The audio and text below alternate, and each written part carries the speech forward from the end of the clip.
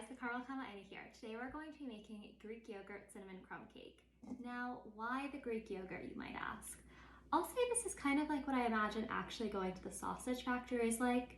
When I looked up cinnamon coffee cake crumb cake recipes, I was so disturbed by the amount of butter in them. So the first thing we're gonna do is work on that cinnamon crumb.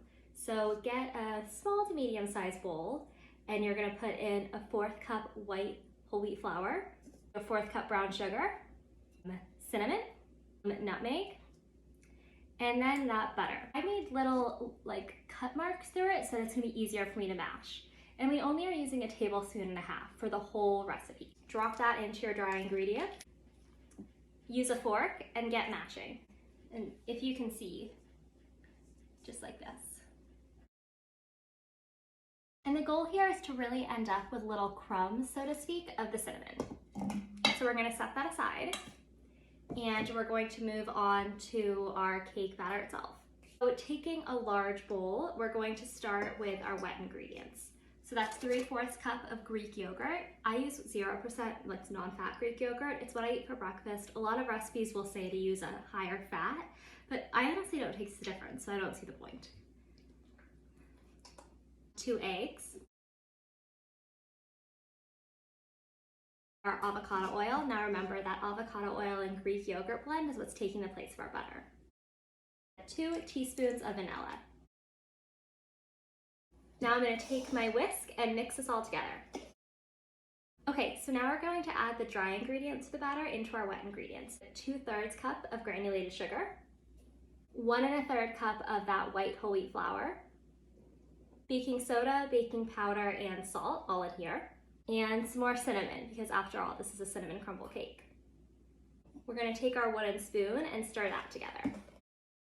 Now, if you have a stand mixer, you can definitely use that both for the crumbs and for the batter. I don't, so I'm just gonna do it by hand. It'll take a little longer, but still be really yummy. And here is what your batter should look like. On to the next step. We have our batter. We have a loaf pan. You could use like a brownie tin if you'd like to. I really wanted a loaf shape. We're gonna take half of our batter and pour it into the loaf pan, only half. And you want to use that wooden spoon to make sure it spreads out evenly around the pan. Now, once you have half in, we're going to go back to our cinnamon crumb and add that in the middle for a nice little filling. And back to the other half of the batter. One note, my batter's pretty thick. I always find when I have a cake, the batter is thicker than I expect it to be, so don't worry if you're finding the same. And I would recommend using your wooden spoon to kind of coax the batter over the cinnamon crumble.